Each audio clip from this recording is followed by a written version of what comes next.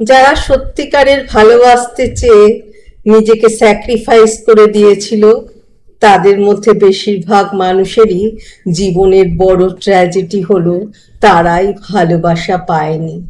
নিজেকে নিঃশেষ করে বিলিয়ে দিয়েও দিন শেষে তাদের ভালো থাকা হয়নি।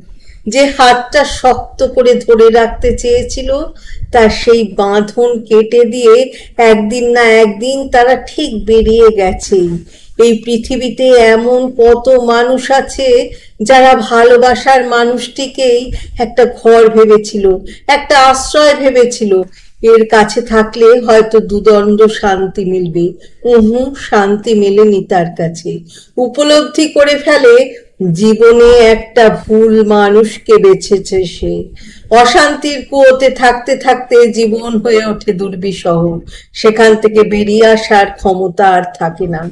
ভালোবাসার মানুষগুলো কেমন হয় জানেন? বেশিরভাগ মানুষই কোনো একজন মানুষকে নিবিড় করে কাছে পেয়ে গেলে আর তাকে গুরুত্ব দেয় না।